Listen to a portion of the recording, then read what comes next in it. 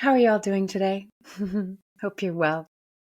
So I was sitting in meditation this morning, and the words that came through to me were don't just take what you can get, like the bits that you can get, receive what you deserve. And my mind immediately went to placing that in the context of relationship, just because relationship, I think, brings up so much around our self-worth and what we believe we're deserving of receiving or not deserving of receiving. But I think this whatever this saying that came through this morning, it can relate to any part of our life, right? It can be in relationship to not just relationship, but work, purpose, abundance, source, God. We've been living in a society that is very much based on scarcity and not enough, and you need to prove yourself, and so we kind of we take what we can get, which is kind of settling for a kind of mediocrity rather than really fully going, no, this is what I'm worthy and deserving of receiving in my life. And I'm not saying this from a greedy perspective of like, I deserve a Ferrari and a million, like multi-million mansion. That's not what I'm talking about. I'm actually talking about what is your birthright and what is it like to live. This does always tie back to worth, right? Because it's not just taking scraps. It's not being the beggar that's like, will you love me? Will you give me enough attention? Will this job be good enough? It's actually like we're now in a time where we get to really flourish and thrive versus survive. We're coming out of the paradigm of survival and scarcity and not enough and lack and division. And we're coming into a time of really embodying our full selves. And when you embody your full self, it's like, okay, I'm in my worth. So I am deserving of receiving. And that doesn't mean that that we're entitled to think that. It's just that source, God, creator of all that is innately and naturally abundant and unconditionally loving. And we've just been taught and told that, like, no, you can only have a little bit of that and a little bit of this. And so I want to dive into, what does it mean? What does it mean to not just take scraps, to not just take what you can get? What does that actually mean? And where is that coming from? But then what does it look like to fully receive what you deserve? And that's not a elitist thing, right? We all deserve love and respect and integrity and honesty and truth and connection and home and all of these things, appreciation. So yeah, these are some of the things that we're going to touch upon today, and we'll see where it takes us as always. Let's dive in.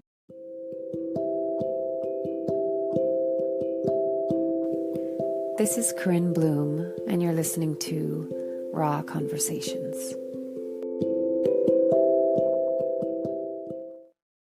So, of course, I'm going to lean a little bit into more the women that are listening or watching right now. And of course, it's going to pertain to men as well. And also it's going to pertain to things in your life that are not just about relationship. But the reason why I want to just begin with romantic relationship is because, firstly, is what I've been doing in my work for the last 15 years, even though I'm shifting slightly, but there's so much that's wrapped up in relationship because it brings up all of our stuff. And I think I think it's safe enough to say that most of us, I can't say all, but I would say a majority of human beings at one point or another felt that their worth and their good enoughness and just their sense of self was triggered, compromised, put to the test, pushed away, pushed down. Something around that at some point or another has come up in your romantic relationships. It's really hard for it not to, right? Because again, romantic relationship will show us what our relationship is to ourselves, to love, to men, to women, to God, even to source. And this whole concept or notion of you are deserving of receiving what you truly desire. So, taking the scraps, how many of you have been in a situationship, that's the term going around, where it's like, it's not what you really want.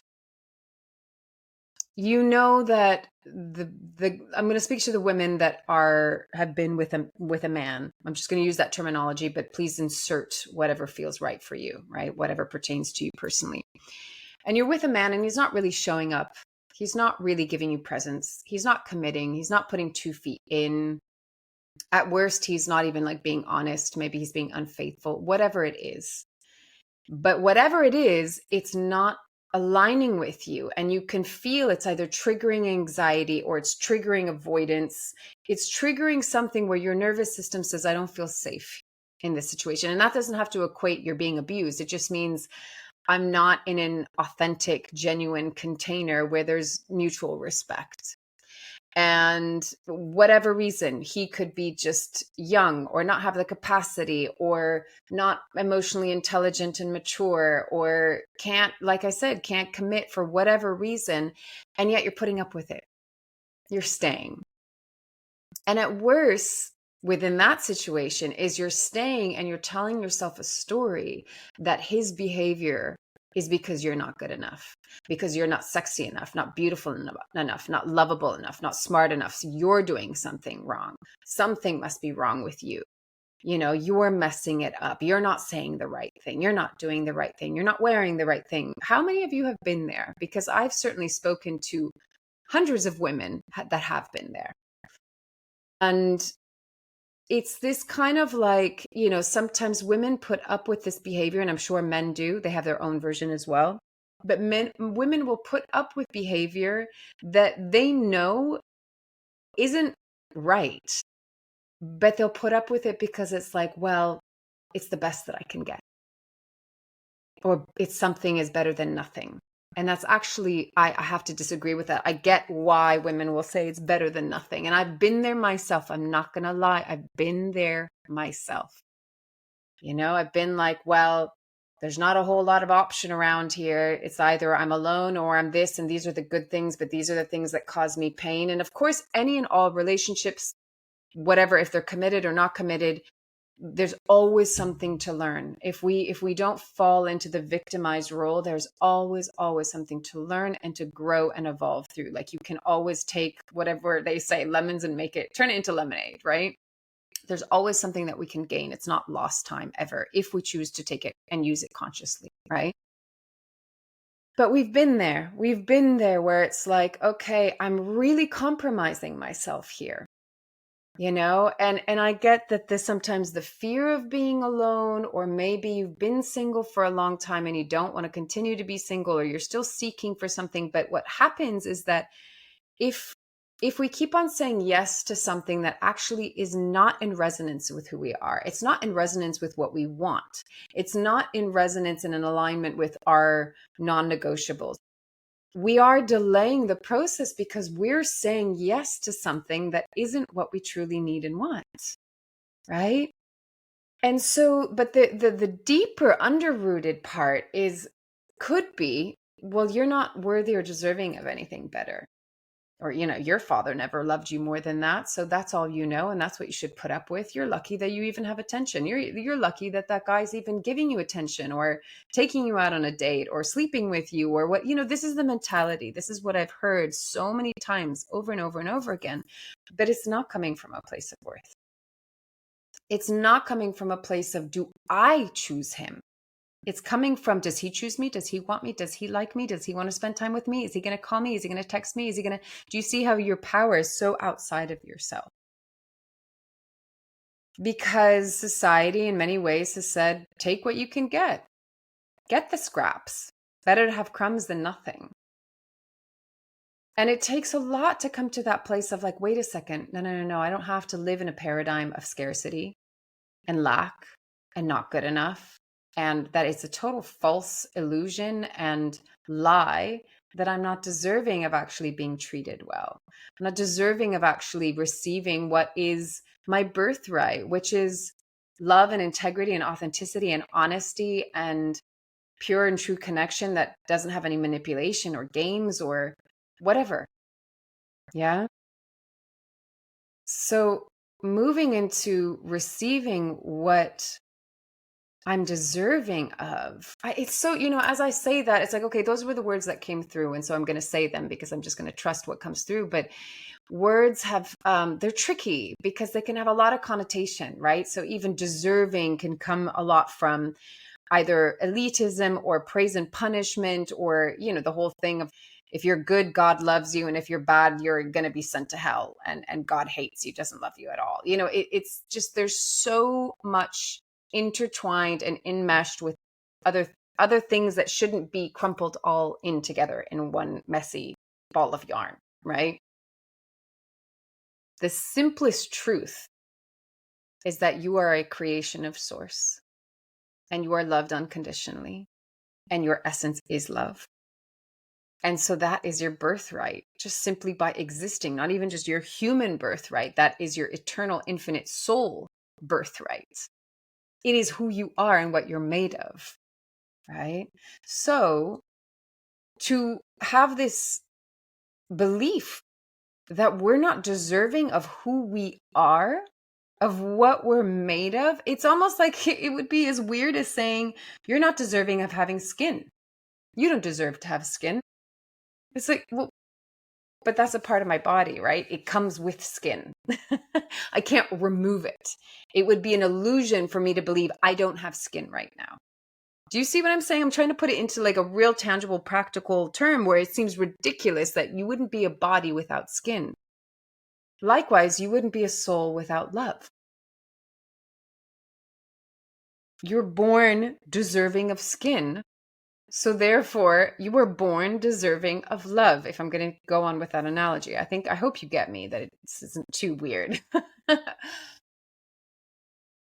So it's a real like shift in mentality, in the way that we perceive things, and to come out of the role of victimization, which we've again have been indoctrinated into quite strongly for a long time, especially if our education and even old ways of parenting aren't interested in who you are authentically. They're not interested in your sovereignty and your autonomy. They're interested in you following and doing what you're told and playing by the rules. And there's so many rules of society that are kind of constantly changing, but they're still rules of the should. You should, you shouldn't. And you know that whenever you're using that language, you are outside of yourself and you're within the paradigm and construct of somebody else's opinions. So coming into sovereignty is also coming into, I get to choose, and I get to be mindful and aware of how I'm relating to myself and how I'm relating to source itself, and therefore how I'm relating to others in my life, be it another man or a woman or a coworker or boss or family member or friend or a child or whatever it is. Am I going to play the victim role? Am I going to play the character of I'm not good enough and I'm not worthy enough and I'm not deserving of what I truly want and desire? Because also maybe, you haven't been shown that you do get to have that. And so you might be like a shot in the dark, being like, well, Corinne, I've never had that. So how can I even know if I'm deserving or not deserving? You are deserving of it because you are made of love. Just you are deserving of having skin when you're born. It's really that simple.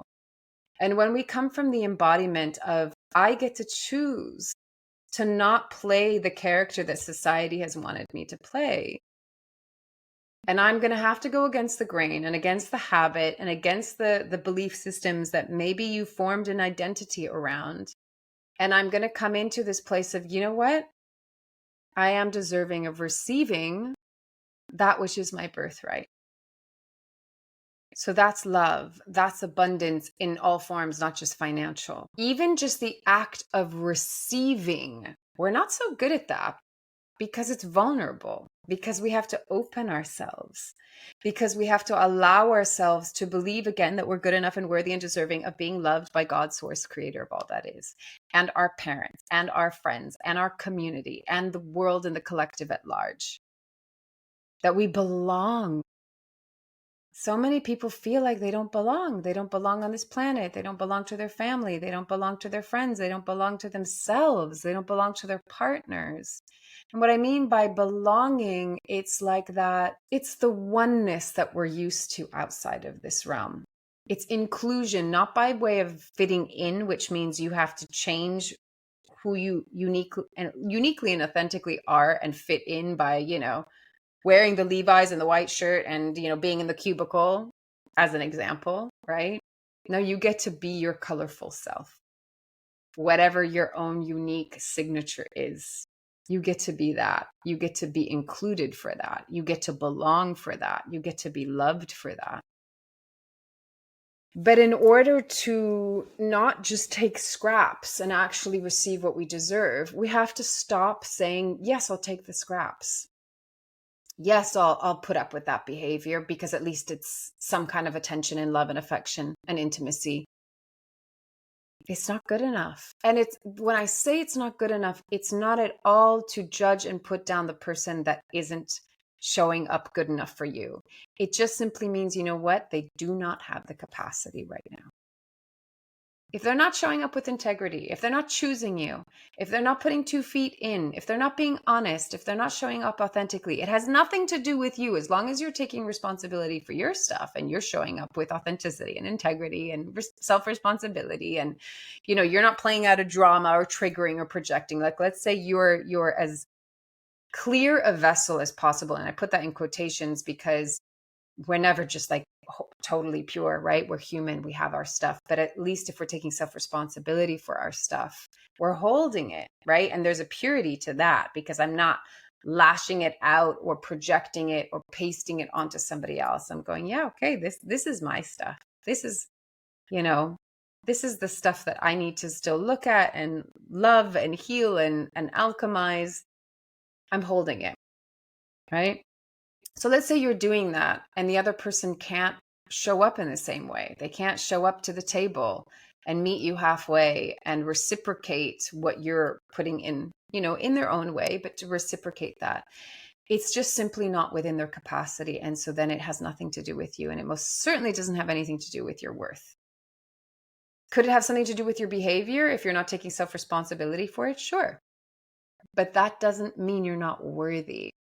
Again, I know I've talked a lot about this and I talk a lot about it with my clients. You are not what you do. You are who you are. Sometimes your behavior can be evolved and worked on. Sometimes, yeah, we need to take responsibility for the way that we react to something. Sure, this is the school of life of being human, and we have emotions and we have reactions and we have triggers and we have wounds. We have our fears and insecurities. It's all a beautiful mess, right? And the beautiful mess is here to help us stretch and grow. Yeah. So it's never directly connected to your worth. That needs to be so profoundly important and clear within yourself that you are worthy, no matter what. Even if you've done something that is just such a heinous, horrible thing, your worth from the eyes of God and Source is always intact. However, we probably don't do stuff like that if we're not living in our worth, right? A lot of the time, terrible acts of violence come from pain, come from hurt, come from feeling, oh, I've been rejected. I'm not wanted. I'm not loved. I'm not included. I don't belong. It always comes from a source of pain and hurt, a wounding, an open bleeding wound. I can't even say scar because it's still bleeding if one is behaving in that way. There's always a reason for our behavior, but our baseline, the canvas behind the painting, will always, always be worthy. Will always be lovable and significant enough and good enough and intelligent enough and worthy of existence, because otherwise Source wouldn't have created us. If we weren't worthy of existing, we wouldn't exist, period.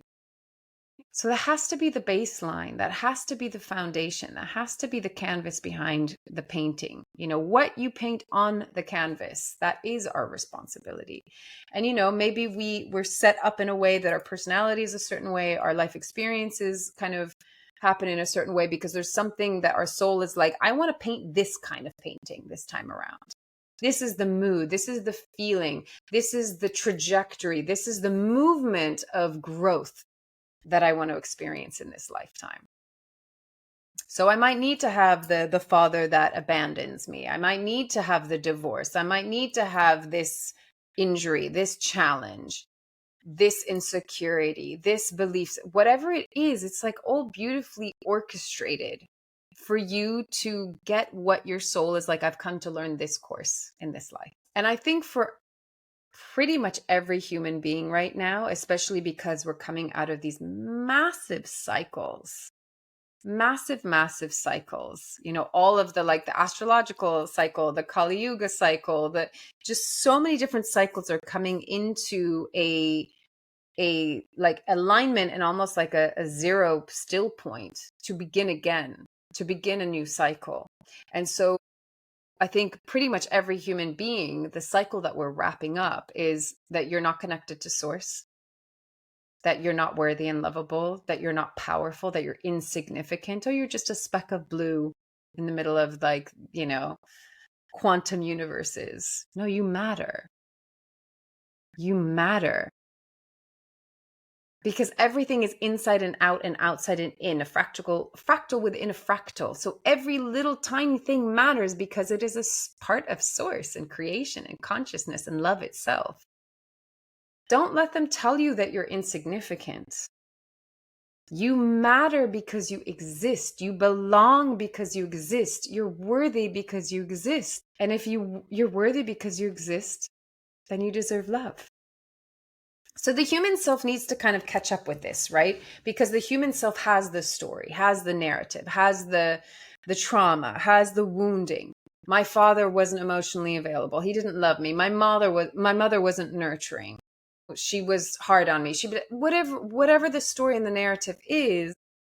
But what if you were to look at it all as, how does this show me, teach me, invite me to love myself more? And to maybe even have empathy for others that are also struggling, that have also had their trauma and their wounding and their stories and their challenges. Because that's part of the new paradigm, is coming into our worth, really coming into our authenticity, not in some like Instagram, self-help kind of way, but like you get to just be you. And not just the human you, but you get to be your soul you, right? You get to wear all of your bright colors. You don't have to be stuck in black and white. And as we do that and we settle in and embody more our true essence, which will naturally and innately bring us into a state of love, we will have the natural impulse to want to be of service to one another. There will be the natural impulse to have empathy. Selfishness comes from survival. Survival comes from living in fear. Living in fear comes from not being connected to who we are and to the source of our creation itself. When we're connected to source, when we're at home within ourselves, when we're in our worth, when we know what we're deserving of receiving, we don't need to be afraid. And if we're not afraid, we won't survive.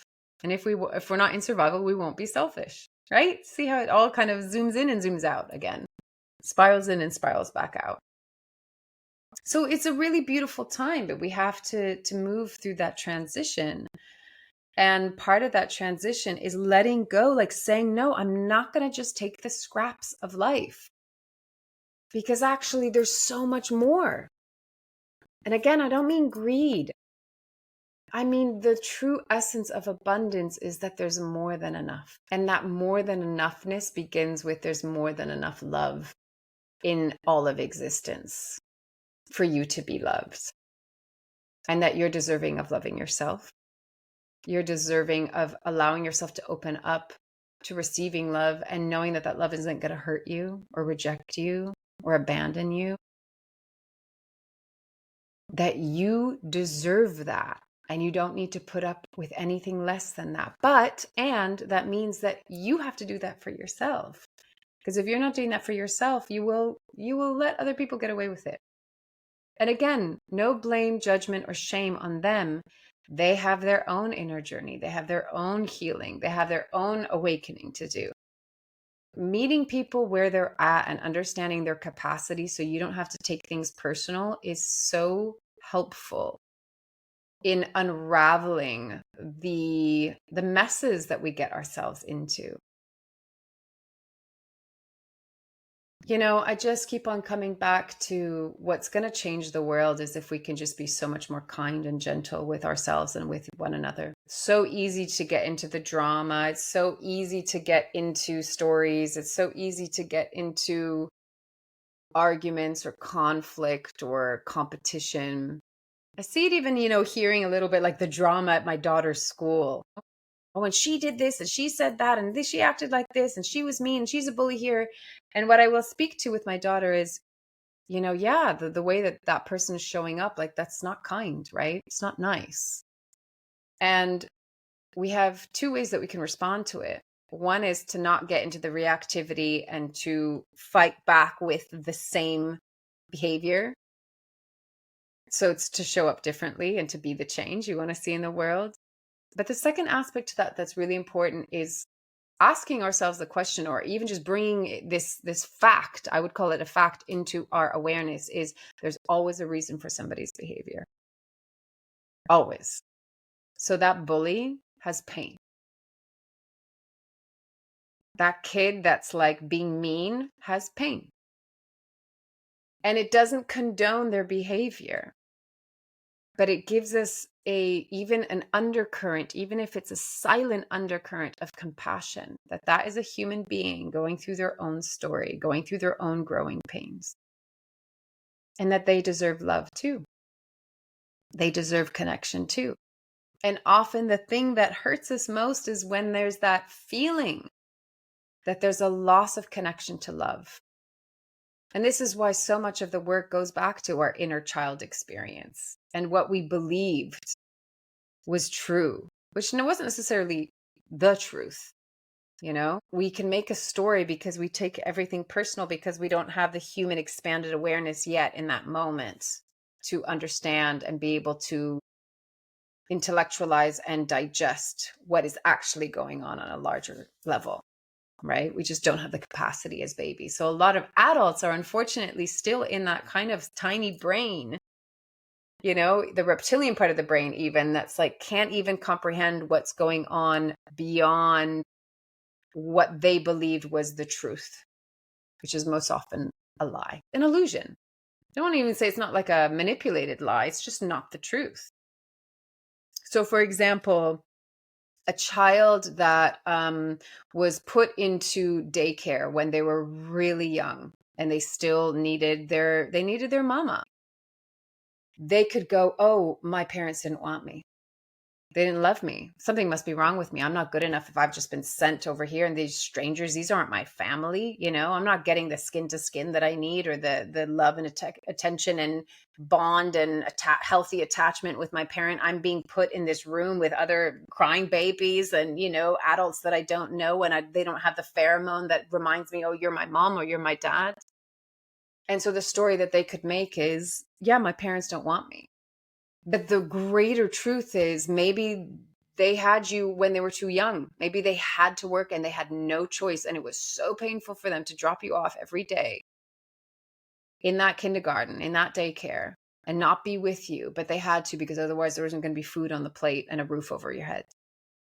It's so sad that we live in a world that even exists. It's ridiculous and it's so sad. And it's so wrong. It is so incredibly wrong. And I hope that we're moving back towards community and support and natural life, not just living to work and working to be a slave. And it's not what we came here for. It's not what we came here for. And this is part of the liberation, is to see the illusion and to see everything that comes with that and choose, nope, not going to do that because I am deserving of receiving what is my natural birthright, both in human form and in soul form. I'm not putting up with the bullshit anymore. I'm not going to choose that. I'm not going to say yes to that. I'm not going to just take the scraps, right? But going back to the example, do you see that it's like the child can't see the larger picture of your parents did what they had to do?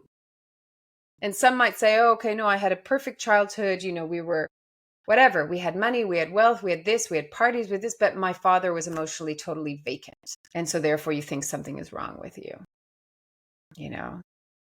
He didn't have the capacity because whatever his story was. So it's like the Russian dolls. There's always another one inside the other one, inside the other one. And that's like the ancestral trauma. And so part of coming to the end of these cycles is saying no more. But it does mean letting go of an identity, whether that identity is I'm not good enough, I'm not worthy enough, I'm not lovable enough, I'm a victim, I'm poor, I'm not lucky, I don't get what I want. Whatever those stories are and those beliefs, pay attention to them. And then you get to choose, do I want to continue playing this character, having this identity? And yeah, the ego likes to know and be and do what it's familiar with. But at some point, you're going to have to go, whoa, I'm going to be really uncomfortable here, but I'm going to drop the mask. I'm going to drop the suit. And maybe for a period of time, it served me. It helped me to cope. But we're not here to cope anymore. We're not here to survive anymore. We're here to thrive. We're here to be free. We're here to be who we truly are. So there is going to be a no man's land in between where you have to let go of an old identity and go, I don't know who I am. And that terrifies me. But allow yourself to be vulnerable enough, courageous enough. The heart comes from courage, right? Cœur. Be courageous enough to be vulnerable enough to receive what your soul truly, truly knows you're deserving of. And your soul knows that because your soul is an aspect of source and God knows, of course, you're worthy. Of course, you get that. So just notice for yourself, where are you settling for scraps? Where are you just taking what you can get? But knowing, ooh, I'm really compromising myself here, or I'm not happy, or this really triggers my anxiety. I don't feel safe. I don't feel seen or heard or understood. And your first point of reference is, am I doing that for myself? Because if you're doing it for yourself, you won't be trying to get that from the other, and you won't go into greater kind of pull me, push you, whatever kind of cycles. And you'll be able to choose, do I choose this person? Do I choose this relationship? Do I choose this job? Do I choose this home? Do I choose this way of life? Do I choose these friends? Do I choose this food? Do I choose this drink? Everything's a choice. And every choice has a cause and effect, has a repercussion, right? Again, not coming at all from judgment, good, bad, success, failure, praise, punishment, going to heaven, going to hell. No, you're loved no matter what. But the repercussions are you going to create more suffering for yourself, or are you going to create freedom for yourself? So all of this comes from, how do I take care of myself? What is a choice that is loving and caring towards myself? Right? Drinking a glass of water instead of a cup of coffee in that moment because you're dehydrated is an act of self-love, self-care. Just as an example, if you go for the coffee, it's okay. Don't reprimand yourself. You're not a terrible hurt person that's going to go to hell, or like we spin out into all of these silly stories, right? But take self-responsibility, make the conscious choice. Choose what you allow into your space, into your body, into your consciousness, into your being. This ties into boundaries. And one of my favorite quotes around boundaries, I think it was Buckminster Fuller, I believe. Yeah, I believe it was Buckminster Fuller, that said, boundaries are drawing a sacred circle around yourself and choosing what you allow to come into that space. Not out of defense, out of choice. I welcome you in. Oh no, there's something that it's not in alignment, it's not in resonance, there's compassion there, but no, there's a boundary here. This boundary is an act of self-love and self-care. I get to choose. And choice can be so incredibly empowering. It can also be overwhelming, but it can be so empowering. So just notice, that's the invitation. Just notice, where are you taking scraps? Where do you no longer want to take scraps because you think this is as good as I can get? And it might mean you have to make some pretty radical choices in your life. And it might mean spending some solitary time with yourself. But great, get to know yourself more. Fall in love with yourself. Take care of yourself. Show up for yourself the way that you would like a man or a woman or anyone else to show up in your life. Be that for yourself first. And then all you need to do is open up to what you're already deserving of receiving. It's just what has already been there. Just sources like waiting for you to open up to it. So there's nothing that you need to do to become a better version of yourself. You just need to come back to who you truly are. And then you can unfold and open, and just like the blossom, the rose that just naturally absorbs the sun, you get to do that too. The sun will always be there. He's waiting to shine upon you. He's just waiting for you to open up to fully receive it. Okay, I'm going to leave it at that. As always, take it or leave it as feels right for you, and loving you from afar. Bye.